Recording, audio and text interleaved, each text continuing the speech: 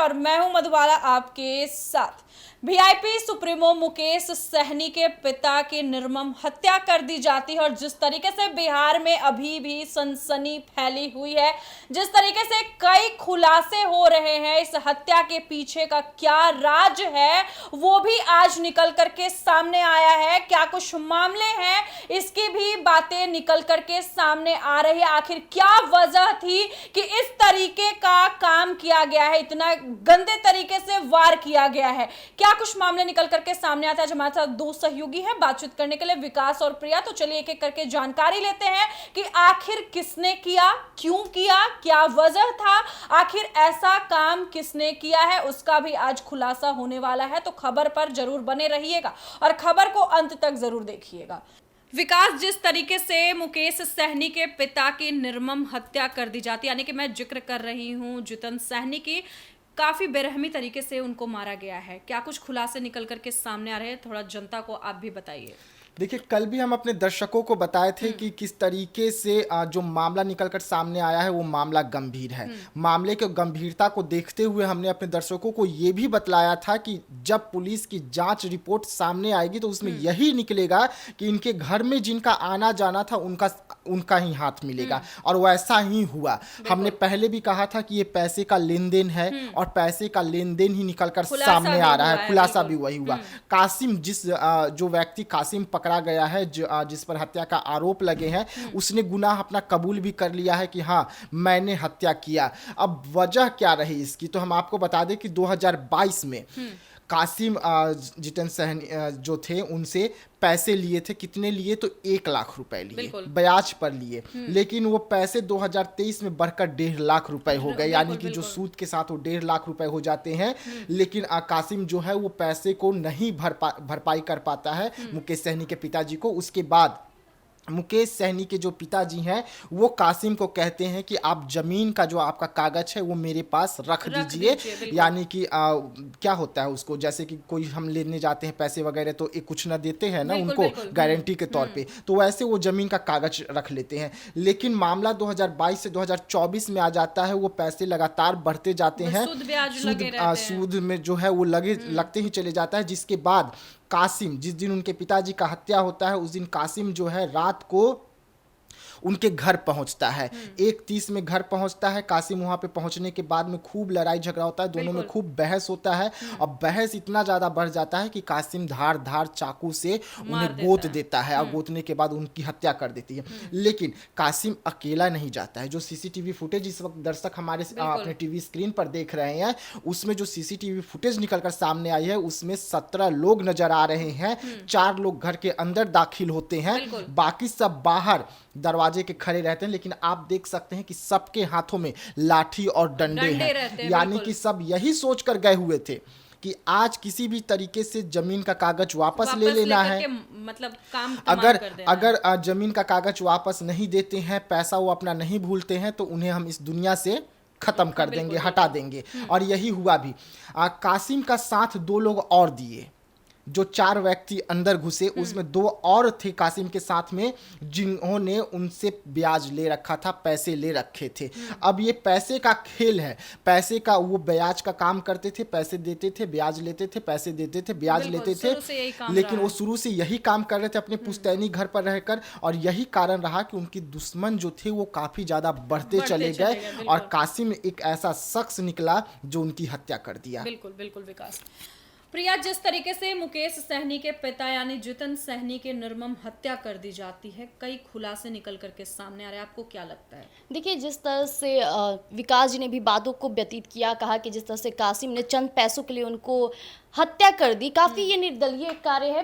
हालांकि बिहार में आए दिन इस तरह की चीज़ें हो रही, इस तरह के हत्या और आरोपित जो सामने आ रहे, कहीं ना कहीं प्रशासन को इससे सख्त कार्रवाई के साथ करनी चाहिए। हालांकि जिस तरह से वो स्वीकार भी कर रहा है कि मैंने ही मारा है, अब प्रशासन चुप्पी इस पे ना साधे, इसे सख्ती से कार्रवाई करे और उसे ऐसा सजा दे कि हर कोई अब बिहार में आरोप करने से डरे। बिल्कुल बिल्कुल जिस तरीके से और देखिए मधुबाला, ये सब बीत गया, खुलासे हो गए, अपराधी जो है वो भी दबिश में आ गया, उसे भी पकड़ लिया गया है, लेकिन नीतीश कुमार की बिहार की बढ़ती अपराध पर आज जाकर नींद खुली है और वो बड़ी बैठक बुलाए हैं। तमाम उसमें एसपी डीजीपी जितने हैं सब शामिल होंगे उस बैठक में और बिहार में बढ़ते अपराध के मुद्दों पर ये चर्चा होगा। बिहार में जो अपराध बढ़ रहे हैं उसे कैसे कम की जाए और नीतीश कुमार की जो पुलिस है वो इतनी सुस्त कैसे हो गई, उस पर आज नीतीश कुमार की नींद टूटी है और वो बड़ी बैठक बुला रहे हैं। बैठक में क्या कुछ निकलकर सामने आएगा ये भी देखने वाली बात होगी, लेकिन बढ़ते अपराध के बीच में बिहार में सीएम नीतीश का नींद टूटना ये बिहार के लिए सुखद बात है कि कम से कम देर आए हैं, दुरुस्त आए हैं।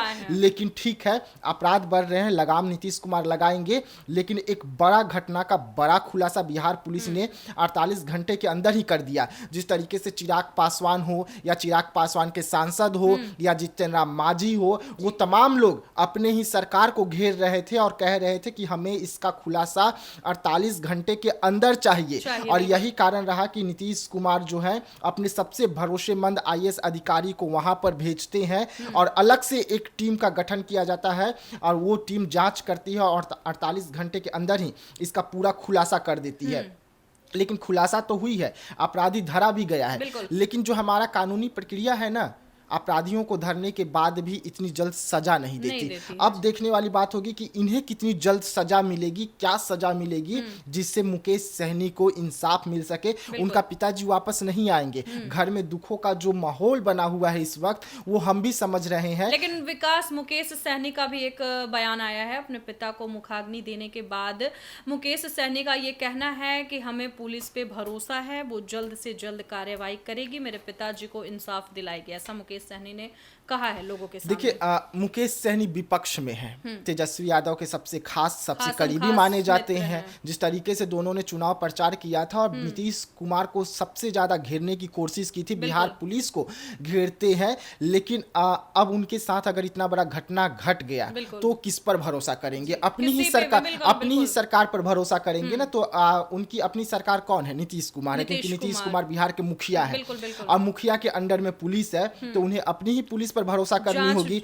और यही कारण है कि वो अपने पुलिस पर भरोसा किए और उस भरोसे को जो बिहार पुलिस है वो कायम रखी। 48 घंटे के अंदर अपराधियों को पकड़ लिया, लेकिन बहुत कुछ कागज जो है वो मिले हैं। बताए जा रहे हैं कि जो अलमारी खुली है उस अलमारी में बहुत से ऐसे राज हैं जो अभी और खुलेंगे तो और भी क्या क्या इसमें से निकल के सामने आएगा। जो लाल पेटी है, जो डायरी बरामद हुआ है, उस सब पर अभी जांच चल रहा है कि आखिरकार मुकेश सहनी के जो पिताजी थे वो कितने लोगों को पैसा दिए हुए थे। इसमें और किसी का हाथ तो नहीं है, क्योंकि 4 व्यक्ति अंदर गया था, उसमें से एक की गिरफ्तारी हुई, 3 अभी फरार चल रहे हैं और 17-18 लोग जो बाहर आकर खड़े थे वो किस लिए आए थे भाई, लाठी डंडे हाथ में लेकर। तो ये तमाम मुद्दों पर अभी भी जांच चल रही है। मुख्य आरोपी कासिम का गिरफ्तारी तो हो गया है, लेकिन और भी अपराधी अभी बाकी हैं जिस पर पुलिस का शिकंजा कसना बहुत जरूरी है और जांच जो है वो पुलिस टीम कर रही है, लगातार कर रही है। और यही कारण है कि मुकेश सहनी भी कह रहे हैं कि हमें अपनी पुलिस पर भरोसा है, वो मुझे इंसाफ दिलवाएंगे। बिल्कुल बिल्कुल। प्रिया, आपसे एक सवाल है मेरा। जिस तरीके से देखिए कि एनडीए प्रवक्ता यानी कि जदयू के प्रवक्ता नीरज कुमार का भी एक बयान आया है सामने, जिस तरीके से उन्होंने मुकेश सहनी और तेजस्वी यादव को लेकर के कहा है कि हेलीकॉप्टर में दोस्ती चलती थी, यहाँ तक कि मटन और चिकन खाया जाता था। इस पर भी नीरज कुमार का कहना है आज वो तेजस्वी यादव जो मुकेश सहनी के खासम खास मित्र थे वो 14 घंटे के बाद ट्वीट कर रहे हैं। हालांकि देखिए ये आपसी भी हो सकती है, जिस तरह से उन्हें खबरों के अनुसार पता चला तो तेजस्वी यादव इस पर लेट से अपनी बातें व्यतीत, क्योंकि ये देखिए जो ये हत्या है ये मामूली हत्या नहीं है।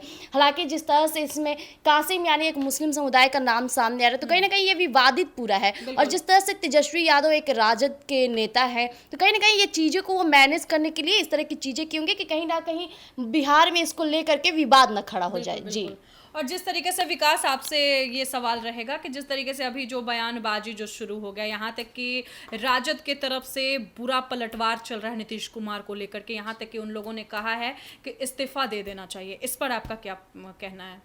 देखिए, इस्तीफा का जहाँ तक सवाल है, मुझे नहीं लगता कि इस्तीफा देना चाहिए। आपको कानून है, आप कानून को दुरुस्त कीजिए, टाइट कीजिए कि अपराध का जो ग्राफ बढ़ा है वो कम हो जाए।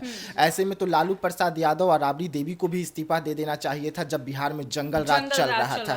तो ठीक है, आप विपक्ष में है, आपका काम है इस्तीफा मांगना, आपका काम है आवाज उठाना, सरकार के गलतियों को गिनाना। आप वो काम कर रहे हैं, बेशक आप अपना काम बखूबी कर रहे हैं। और ऐसे जब घटनाएं निकलकर सामने लगातार आती है तो तमाम विपक्ष के लोग यही कहते हैं कि आप अब आपसे बिहार नहीं संभल रहा है, तो आप इस्तीफा दे दीजिए, किसी नए को इस्तीफा देने से यहाँ कुछ नहीं होगा। अगर इस्तीफा देते भी हैं तो जो विरोधी है और उनमें आक्रमण आ जाएगा कि देखिए मेरे डर से, मेरे आतंक से लोग इस्तीफा दे रहे हैं। तो कहीं ना कहीं ये विपक्षी का बहुत ही बुरा प्रभाव है कि वो इस्तीफे की मांग करें। हालांकि इसको कड़ी सख्त कार्रवाई के साथ मिल करके खात्मा करना चाहिए, ना किस तरह से इस्तीफा की मांग करनी चाहिए। अगर देखिए, अगर बिहार का मुखिया है नीतीश कुमार, अगर वो ऐसी घटनाओं पर इस्तीफा दे देंगे तो सीधा सीधा जो अपराधी हैं उनमें एक संकेत जाएगा कि अरे हमने तो सीएम को डरा दिया, हमारे वजह से सीएम इस्तीफा दे दिया, तो खुलकर गुंडे राज जो है वो लहराने लगेंगे, बीच सड़क पर आने लगेंगे। तो मुझे नहीं लगता कि इस्तीफा देना चाहिए। कानून को टाइट कीजिए, अपराधियों पर नकेल कसिए। जिस तरीके से बुलडोजर वाले बाबा यूपी में अपराधियों को बोले कि हम खदेड़ देंगे गर्मी, बिहार में भी तो वैसे ही बिहार में भी सख्त कानून के साथ अपराधियों को खदेड़ने का काम करना होगा। बिल्कुल। तो जैसा कि आपने सुना, इस वक्त की सबसे बड़ी खबर निकल कर के सामने आ रही है। जिस तरीके से मुकेश सहनी के पिता की निर्मम हत्या कर दी जाती है, उसके बाद बिहार में गहमा गहमी मच जाता है। और आपको उसी के साथ ये भी बात बता देते हैं कि कई खुलासे भी सामने आ रहे हैं। वजह तो आप लोग जान ही चुके हैं, लेकिन आपको एक और बात बता देते हैं कि कासिम नाम के एक शख्स ने उन्हें इस तरीके का हत्या का नाम दिया है। और बता दे चले आपको, जिस तरीके से अभी कई खुलासे बाकी हैं, यहाँ तक कि अभी डायरी में भी कुछ लिखी हुई है, उसको भी अभी जांच चल रही है। क्या कुछ आगे मामला सामने आता है, देखना दिलचस्प होगा। हमारे वीडियो को ज़्यादा से ज़्यादा शेयर कीजिएगा, लाइक कीजिएगा। धन्यवाद।